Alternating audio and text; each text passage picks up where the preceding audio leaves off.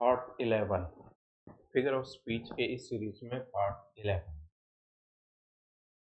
कभी कभी ऐसे भी फिगर ऑफ स्पीच हमारे सामने आते हैं के बीच में डिफरेंशिएट करना बड़ा टेढ़ी चीज, क्योंकि काफी हद तक 99% तक वो दोनों जो फिगर ऑफ स्पीच है वो बिल्कुल सेम है। लेकिन जरा सा difference makes a big difference. एक जरा सा अंतर बहुत बड़ा अंतर ला देता है। आज के इस सीरीज में कड़ी में इस एपिसोड के अंदर कुछ ऐसे ही दो वर्ड हैं। वो वर्ड ऐसे हैं जिनके बीच में डिफरेंशिएट करना बड़ा मुश्किल है। इवन एग्जाम्पल्स भी बिल्कुल सेम आ रहे हैं। अब अगर एग्जाम में इस तरह के कोई क्वेश्चन आते हैं जिनमें आंसर चार ऑप्शन में से दो ऑप्शन ऐसे लगता है कि हाँ यही, लेकिन एक को तो ये कहता है कि ये आंसर, और एक को ये कहता है तो इसकी सुन, ये तो पागल है, ये फेल करता है। ये आंसर के नजदीक पहुंचने के बावजूद भी सब एक्यूरेसी, लेकिन ये आपके आंसर को एक्यूरेट।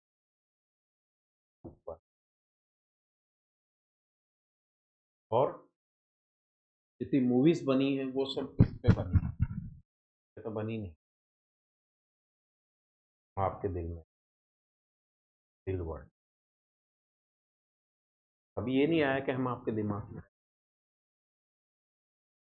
हम दिल दे चुके सनम, दिमाग दे चुके सनम, है ही नहीं। तो आज के हमारे जो दो फिगर ऑफ स्पीच है उनमें डिफरेंशिएट करना थोड़ा सा मुश्किल है, लेकिन पूरी कोशिश करूंगा उन्हें समझ। और आप भी वीडियो के एंड तक जरूर देखिए, क्योंकि एंड में ही है मैंने दोनों का डिफरेंस डेफिनेशन से इतना समझ में नहीं, कोशिश रहेगी स्टार्टिंग से ही डेफिनेशन से बताऊंगा। सोर्स हालांकि दोनों का सेम है, और जिन्होंने स्टार्ट किया वो भी सेम, और इसने उसे और प्यूरिफाई किया, एक्सप्लेन किया, सेलिब्रेट किया, वो नाम भी सेम। तो चलिए स्टार्ट करते हैं। वर्ड है प्लियोनेस्म, शब्द बाहुल्य। शब्द बाहुल्य जिसमें हम एडिशनल वर्ड यूज करते हैं जो कि यूजलेस है। अब ऐसा क्यों किया जाता है, जरा पहले इस पिक्चर को देखिए। फ्री गिफ्ट, गिफ्ट फ्री है तो गिफ्ट तो फ्री होता है, गिफ्ट तो फ्री होता है, गिफ्ट के कौन पैसे लेता है, लेकिन वर्ड है फ्री गिफ्ट। ठीक। अब मीनिंग क्या है? Free plus gift is equal to sure, मतलब ये निश्चित है, सर्टन है, ये सर्टन है, गिफ्ट है तो गिफ्ट ही है, कोई पैसा। यहाँ भी लिखा हुआ है ओवर एग्जाग्रेट्स। एग्जाग्रेट्स का मतलब होता है बड़ा चढ़ा के पेश करना, तो ओवर का मतलब भी तो एक्सेसिव होता है। ठीक। तो एवरीथिंग, अब इसका मतलब क्या है? Over plus exaggerate, meaning good. जब बहुत अच्छी बात हो तो उसको हम ओवर एग्जाग्रेट करते हैं, और ओवर एग्जाग्रेट करते हैं तो कहने का मीन क्या है? कहने का मीन जरा डेफिनेशन देखिए क्या लिखा हुआ है। It is a figure of speech, ऐसी फिगर ऑफ स्पीच है जिसमें रिडंडेंट जो अनावश्यक और सुपरफ्लस जो वर्ड्स है, अनवांटेड जो वर्ड्स हैं, आर डेलिबरेटली, दिमाग में वर्ड को फिक्स कर लेना, डेलिबरेटली जानबूझकर यूज किया जाता है। क्या करने के लिए? टू एम्फेसाइज मीनिंग, मीनिंग को एम्फेसाइज करने के लिए, जोर देने के लिए, या एंश्योर क्लैरिटी, या स्पष्टता को और पक्का करने। तो स्पष्टता को पक्का करने के लिए और मीनिंग पर जोर देने के लिए प्लेटोनिज्म इस अलंकार का यूज होता है। इसमें अनवांटेड वर्ड्स को अगर वो वर्ड्स हटा दें तो मीनिंग तो समझ में आएगा, लेकिन मीनिंग आने के लिए उन वर्ड्स का होना बहुत ज़रूरी है। अब जैसे हिंदी में समझाऊँ, वह 100 साल का बूढ़ा है, तो 100 साल का तो बूढ़ा ही होगा। वह 100 साल का बूढ़ा है, तो वो तो 100 साल का तो बूढ़ा ही होगा। लेकिन तो ये है वो 100 साल का है, सिंपल सेंटेंस है। और एक है, भाई वो तो 100 साल का बूढ़ा है, भाई 100 साल का बूढ़ा है। क्या हुआ? वेरी ओल्ड, बहुत ज़्यादा बूढ़ा है। ठीक है? मैं इंग्लिश बोलता हूँ, बहुत अच्छी बात है। अरे मैं इंग्लिश बोलता हूँ भाई, जोड़ दे रहा है। तो अपने मीनिंग को, अपने वर्ड को, अपने एक्सप्रेशन को और क्लियर करना, अपनी बात पर जोर देना, तो कहते हैं क्लियरनेस। अपनी बात पर जोर देना ताकि वो समझ आ जाए, इसी को कहते हैं क्लियरनेस। ठीक, चलिए एग्जाम्पल से देखिए। ही शाउटेड अलाउड, वो जोर से चिल्लाया। चिल्लाते शांति से कौन चिल्लाता? शांति से तो कोई चिल्लाता नहीं। अब जब ये आ गया ही शाउटेड, सेंटेंस लिखा हुआ ही शाउटेड, तो अपने आप में मीनिंग क्लियर है। भाई चिल्लाया तो जोर से साउंड तो अलाउड आएगी, तो अलाउड लिखने की जरूरत कहाँ है वहाँ? और लिखा हुआ है, यही है योर में। इट इज एब्सोल्युटली असेंशियल, ये बिल्कुल पक्का है। तो भाई आवश्यक है, सॉरी, असेंशियल आवश्यक है। तो जब आवश्यक है तो एब्सोल्युटली तो पक्का, निश्चित ही। तो फिर एब्सोल्युटली वर्ड लिखने की कहाँ जरूरत है? Each and every candidate must apply, जब अप्लाई करेगा बंदा तो एक एक करके करेगा, तो अपने आप ही एवरी आ गया। तो एवरी लगाने की कहाँ जरूरत आ रही? He entered into my room, he entered my room. जब आपने एंटर्ड वर्ड यूज कर दिया, एंटर मतलब बाहर से अंदर आना, तो इनटू का मतलब भी तो बाहर से अंदर आना है। इनटू का मतलब भी तो बाहर से अंदर आना है। लेकिन ग्रामर के अंदर इसे सुपरफ्लस बोलते हैं, और ग्रामर में ये चीज़ अवॉइड की जाती है। एरर के क्वेश्चन आते हैं, फाइंड एरर, उसमें अगर एंटर्ड के साथ इनटू कर दिया तो इनटू को हटना पड़ेगा, क्योंकि वो प्रेपोजिशन है। और एंटर तो वर्ब है, तो वर्ब तो नहीं हट सकते। वर्ब को नहीं हटा सकते, क्योंकि अगर वर्ब को हटा दिया तो सेंटेंस की माँ है। तो घर से माँ को नहीं हटाया जा सकता भाई, दूसरे हटाए। और सेंटेंस की माँ कौन है? तो सबसे ज़्यादा काम करती है वर्ब, एक्शन, वही है सेंटेंस की माँ। में से वर्ब अगर हटा दिया सेंटेंस में से, तो सेंटेंस में जब माँ चली तो घर में। रिटर्न बैक, रिटर्न वर्ब है। रिटर्न मतलब वापस आना, बैक मतलब भी वापस आना। कितने बार वापस आएगा? और रिटर्न जब आ गया तो बैक लिखने की जरूरत ही नहीं है। तो सच वर्ड्स और कॉल्ड सुपरफ्लस, ऐसे वर्ड्स सुपरफ्लस कहलाते हैं, अनवांटेड वर्ड्स कहलाते हैं। अब ग्रामर में ग्रामर में तो ये एरर माना जाता है, इन्हें अशुद्धि माना जाता है, ग्रामेटिकल मिस्टेक माना जाता है। लेकिन अपनी बात पर जोर देने के लिए हम ये वर्ड यूज करते हैं, अपनी बात पे जोर देने के लिए।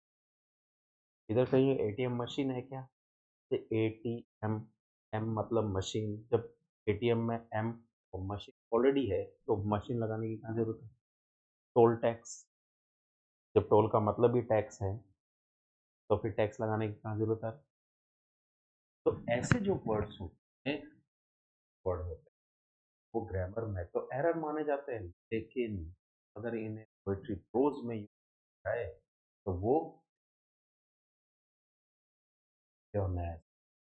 शब्द अनवांटेड वर्ड। ठीक, अब जरा इसका सोर्स है। सोर्स है, it comes from ancient Greek से ये वर्ड आया है। और जो ग्रीक वर्ड था वो प्लेनोस था, प्लेनेस्मos ये वर्ड था। मीन्स मोर और एक्सेसिव, इसका मतलब है और ज्यादा। तो कॉन्सेप्ट ये है प्लेोनेज्म का, was first discuss Greek rhetoric, खासतौर से एरिस्टोटल। 4th सेंचुरी के अंदर उसने इस figure of speech in his rhetorical works. जो एरिस्टोटल है वो ट्रीट्स प्लेोनेज्म एज, भाई देखो एक चीज याद रखना, एरिस्टोटल ने फिगर ऑफ स्पीच बहुत यूज़ किए हैं, उनके बारे में बताया है, लेकिन उन्हें और अच्छे तरीके से अगर समझाया है और डिफाइन किया है, प्यूरिफाई किया है, तो वो क्विंटलिन है। ध्यान रखना।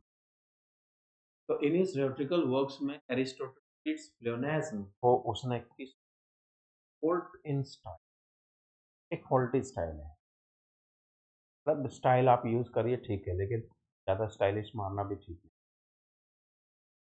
एक आपके फेस पर, आपके सिर पर बाल हैं, ठीक है, नॉर्मल है, सामान्य है, कंघी की हुई है, तो लेकिन अगर उन्हें स्टाइलिश बना दिया तो बहुत एक लिमिट तक मेकअप अच्छा हो, लेकिन उससे ज़्यादा मेकअप करना तो वो और ज़्यादा आपका जो फेस है, कहें तो एक बेस है, गहराई चेंज। तो फॉल्ट इन स्टाइल माना, तो व्हेन एक्सीडेंटल या रियोट्रिकल डिवाइस इंटेंशनल, मतलब जब आप इंटेंशनल अपने इरादे से इस डिवाइस का यूज करते हो, तो इसको अलंकार के रूप में, या फिर अगर आपने एक्सीडेंटल संयोग से उसको फॉल्ट माना, लेकिन पोइट्री में नहीं, पोइट्री में नहीं। ग्रीक लोगों ने, ग्रीक जो राइटर्स थे, वैल्यूड क्लियर, वो स्पष्टता का मूल्य समझ, वो प्रेसिशन, वो सटीकता का मूल्य समझ। So unnecessary repetition was usually criticised. तो ऐसे अनावश्यक जो वर्ड्स रिपीट किए जाते थे या कहें कि यूज किए जाते थे, तो वो उनकी आलोचना होती रही, और तब तक आलोचना होती रही जब तक कि इट्स एम्फेसिस, जब तक कि ये नहीं कहने लगे कि भाई ये जोर देने के लिए, ये तो किसी मीनिंग को क्लियर करने के लिए कहा, तब तक की आलोचना, तक इसका कंडेम होता। But when was clear that pleonasm, या कहें रिपीटिशन ऑफ वर्ड, जब यूज किया गया है, अनवांटेड वर्ड यूज, तो वो को क्लियर करने के लिए किया। और जब किसी चीज को क्लियर करने के लिए किया गया है, तो जाहिर है वो कंडेम, उसकी आलोचना कोई नहीं करे। जब ये बात ठीक, अरे मैं इंग्लिश बोल, मैंने कहा मैं इंग्लिश बोलता हूँ, ठीक, अरे भाई मैं इंग्लिश बोलता हूँ, तो इससे ये जोर दे रहे हैं, इससे पता चल रहा है, इससे क्या पता चल रहा है, ये पता चल रहा है कि हाँ इसको इंग्लिश आता है। तो अपनी बात जोर देने के लिए, अपने मीनिंग को स्पष्ट करने के लिए, जब वर्ड इस तरह की, तो उसे प्लियोनेस्म।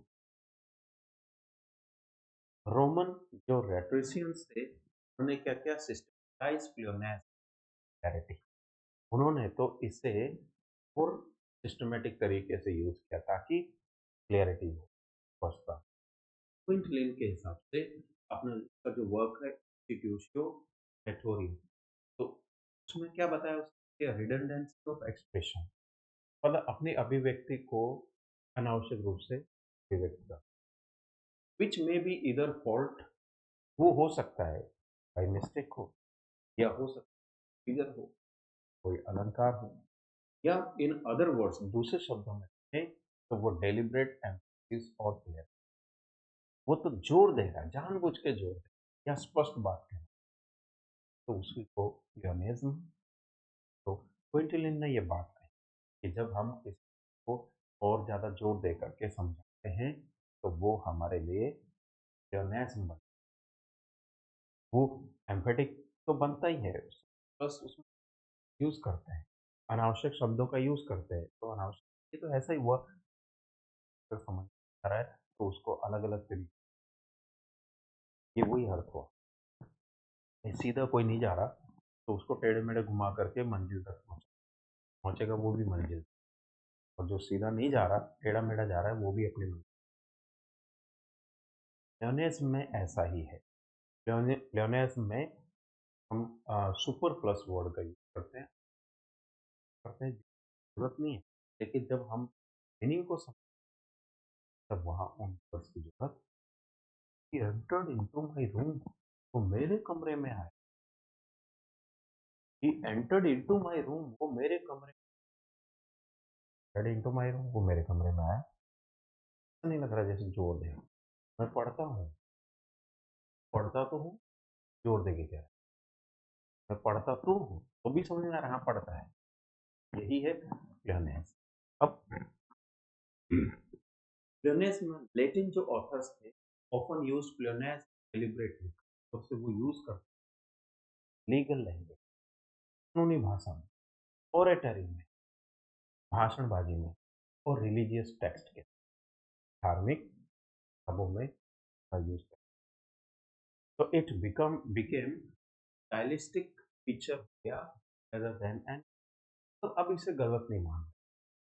फ्लुएंसी में हम जिस वर्ड का हम यूज़ करते हैं, उनको गलत नहीं मानें। ग्रामेटिकली तो वो एरर, लेकिन पोएट्री प्रोज़ में वो एरर नहीं है, ड्रामा में वो है। मतलब लिटरेरी वर्क्स के अंदर दे आर नॉट एरर, उन्हें ग्रामेटिकल एरर। अब जैसे ये देखिए लिखा हुआ, the Bible is rich in Fluence, Bible में तो ये अनवांटेड वर्ड्स बहुत सारे हैं। तो I saw it with my own eyes, अरे मैं साहब मैंने अपनी आंखों से देख सकते हैं। जब खुद की आंखों से देखा तो वो क्या है, खुद की आंखों से देखा, आई सॉ इट, मैंने देखा, तो ये सेंटेंस तो यही एंड हो गया। लेकिन फ्लुएंस में यूज करना है तो क्या लिखा है, विथ माय ओन आईज, खुद की आंखों से, वो कहाँ से देखा।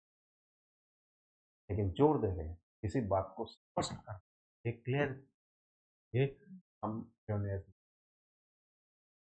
तो शब्द बाहुल्य, अनवांटेड वर्ड्स, भाषण ये भी हो सकता है, और भाषण भी हो सकता है कि बहुत घुमा फिरा।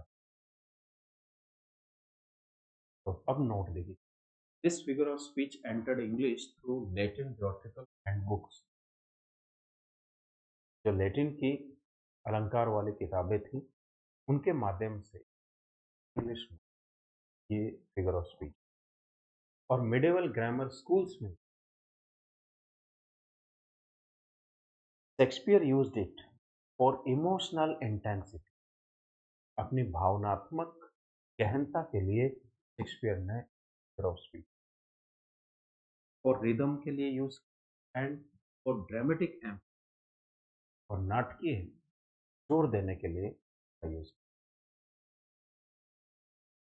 अब है टूटोलॉजी। टूटोलॉजी में क्या है भाई, टूटोलॉजी में यह है, इसका मतलब भी अनवांटेड वर्ड्स है। टूटोलॉजी जो बहुत सारे वर्ड्स का यूज करे, अरे कहने में तो हम एक लाइन से कहते हैं, लेकिन अगर 10 लाइन लिखी जाए किसी के, तो वो टूटोलॉजी। तो प्लेोनेस में तो हम अनवांटेड वर्ड यूज पर मीनिंग पर जोर देने, लेकिन इसके अंदर क्या है, in this figure of speech which the same idea is repeated, एक जैसा आइडिया रिपीट हो, using different words, word change हो जाता है, ऑफन रिजल्टिंग इन रिडंडेंसी, हालांकि रिजल्ट ये निकलता है कि अनावश्यक। यहाँ पर ये देखिए मेरे सामने, दिस इज एप्पल इज इधर रेड और नॉट रेड, ये एप्पल है, लाल हो चाहिए Apple red colour, my dog is a dog, मेरा कुत्ता कुत्ता है, इंसान का भाई, ठीक है। यहाँ देखिए एक चीज और, क्लियरनेस में हम जिन वर्ड्स का यूज, वो मीनिंग समझाने के लिए यूज करते हैं, लेकिन यहाँ टूटोलॉजी के अंदर क्या है, थॉमस शेडवेल, याद करो थॉमस शेडवेल, नॉन फॉर टूटोलॉजी, वो टूटोलॉजी की वजह से फेमस है। मतलब वो जिन, मतलब ये कहें तो अ, जहाँ एक लाइन में समझ में आए, उसे अगर आपको 10 लाइन में समझाना पड़े, तो वो टूटोलॉजी। अब यहाँ जब पता चल रहा है कि एप्पल इज रेड, और फिर आगे लिखा हुआ नॉट रेड, तो देखो यहाँ पिक्चर में क्या है, statement that is always true, ऐसा स्टेटमेंट जो बिल्कुल सच है। अब जो सच है तो always true, no matter what, रखनी पड़े, often repeat the same thing, एक ही चीज है, और हैज नो न्यू इंफॉर्मेशन, कोई नई कोई चीज। तो statement that is always true, no, आप कितना ही घुमा फिरा कर कहो, आप उस चढ़ा करके कहो, तो टोटोलॉजी ये देखिए, it is what it is. ये वैसा ही है जैसा है। तो इसका मतलब क्या है? वैसा ही। अब यहाँ देखो, past history teaches us many lessons. ये तो पास्ट ही होता है। अब देखिए यहीं पे गड़बड़ हो गई। He entered into my room. Enter की, जब एंटर लिख दिया तो इनटू लगाने की ज़रूरत नहीं। जब आपने यहाँ हिस्ट्री लिख दिया तो पास्ट लगाने की ज़रूरत ही नहीं। और ईच इंडिविजुअल, ईच का मतलब ही इंडिविजुअली होता है। प्रत्येक एक स्टूडेंट मस्ट अप्लाई सेपरेटली, अलग-अलग करके अप्लाई करेंगे। तो जब ईच लगा दिया तो इंडिविजुअल लगाने की ज़रूरत कहाँ है?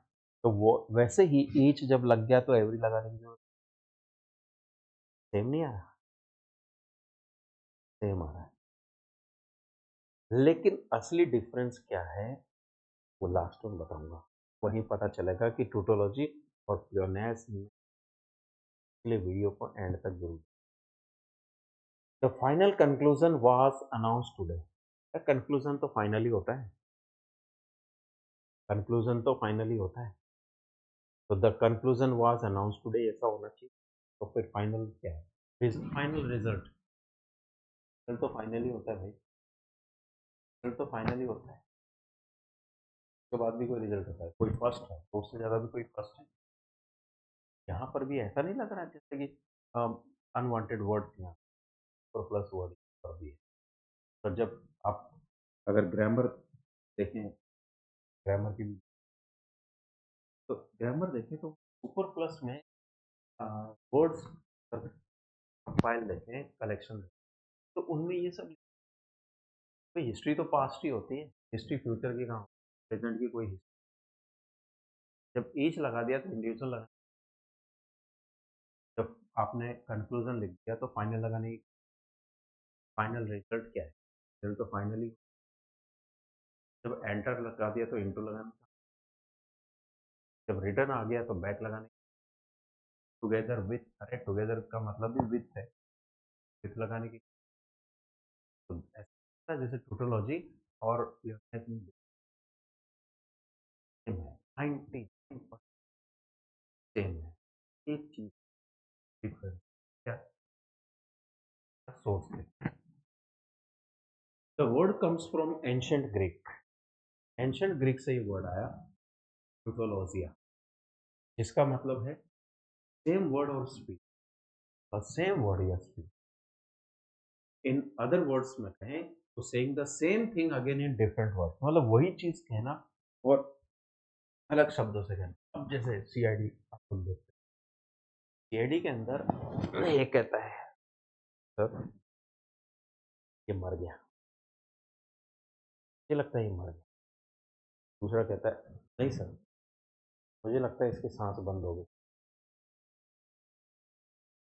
नहीं तो वही आया। तीसरा कहता है नहीं सर, इसमें से आत्मा निकल गई, ये निष्क्रिय हो गया। चौथा कहता है नहीं सर, डेड बॉडी है। सबके मीनिंग तो सेम ही है। यही कहलाता है टूटो। So the word comes from ancient Greek "tutoria", means same word or speech. In other words, saying the same thing again in different words. Aristotle discuss repetitive expression, rhetoric, context. अपने इस work के अंदर Aristotle discuss करता है कि बार बार अपने expression को repeat करना वही tautology. For him tautology was generally, उसके लिए तो टोटोलॉजी क्या था, एक सामान्य बात थी। ग्रीक्स वैल्यूड, ग्रीक लोगों ने वैल्यू किया, इसका मूल्य समझा। इसका इकोनॉमी मतलब भाषा को कम से कम यूज कर। तो टोटोलॉजी को क्या माना गया? डिस्करेज्ड माना, तो अनावश्यक माना। टोटोलॉजी क्यों यूज करना है? एरिस्टोटल ये कहता है। इन रोमन लॉजिकल थ्योरी में it is classified more sharply by Quintilian. Quintilian ने ये बात और अच्छे तरह से हमें समझा कि repetition of the same sense in different words. यहाँ टोटोलॉजी में मीनिंग समझाने का कोई पर्पस नहीं होता, लेकिन प्लेonasm में मीनिंग समझाने का पर्पस होता है। वहाँ अपनी बात पर जोर देना का पर्पस होता है, लेकिन टूटोलॉजी में अपनी बात पर जोर देने का पर्पस यही सबसे बड़ा डिफ। और in prose it is stylistic fault, prose में तो इसे स्टाइलिस्टिक फॉल्ट मान, ग्रामर यूज होती है तो ये सुपर प्लस मान। बट इन ऑरेटरी और इन पोएट्री, अब भाषण में या कविता में it can be rhetorical emphasis, ये तो अलंकार है, अलंकार के रूप। अब जो टर्म है ये इंग्लिश में आया लेटेंट ग्रामेटिकल मैनुअल्स के माध्यम से। तो फर्स्ट रिकॉर्डेड यूज्ड अगर हम देखें तो पहली बार आपको 16th सेंचुरी ये जो वर्ड है ट्यूटोलॉजी, ये लिखित में सबूत में।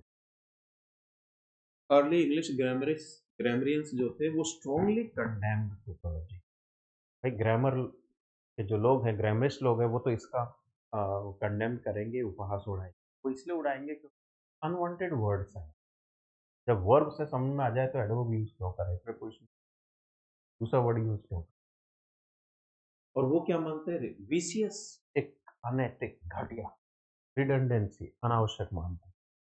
However, writers continue using it for rhythm, लेकिन राइटर्स लोग थे, पोइट्स लोग थे, वो इसे रिदम के लिए यूज करते, सर्टनली के निश्चितता के लिए यूज करते थे, और किसी चीज को समझाने के लिए यूज करते थे। टूटोलॉजी में किसी चीज को समझाने के लिए यूज किया जाता है, वर्ड सेंस रिपीट होता है अलग वर्ड से। लेकिन प्लेोनिज्म में क्या है, प्लेोनिज्म के अंदर तो मीनिंग समझाने के लिए, अपनी बात पर जोर देने के लिए क्या।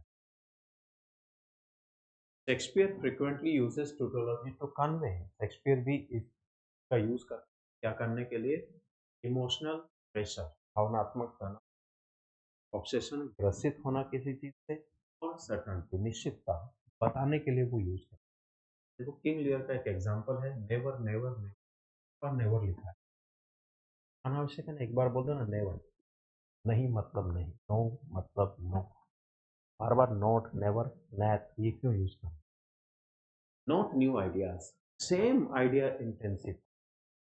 लेकिन शेक्सपियर का ड्रामा है मैकबेथ, मैकबेथ में एक डायलॉग आपको मिलेगा, जब मैकबेथ को ये पता चलता है कि लेडी मैकबेथ डेथ हो गई है,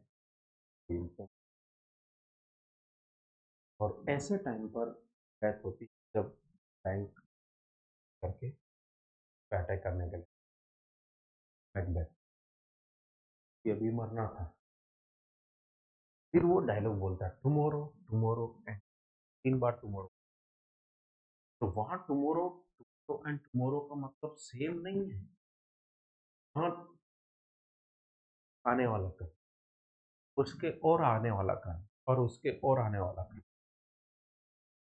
तो वो अपनी बात पर जोर देने के लिए रिपीटिशन है, वहाँ ना तो टोटोलॉजी है ना प्लेोनियाज। जो टुमारो है becomes yesterday, and yesterday goes into the last recorded time. Life is what? Life भी ऐसे ही, लाइक अ कैंडल, कैंडल की तरह, जब तक उसमें होम है, फैक्ट्स है, तब तक वो बहुत खत्म। Is like a stage also, stage पे कलाकार आता है अपना किरदार निभाता है, तो वहाँ टोटोलॉजी शेक्सपियर ने, वहाँ वो था अपनी बात पर जोर देना, वर्ड रिपीट करना, मीनिंग कोई रिपीटेशन, वहाँ रिपीटेशन।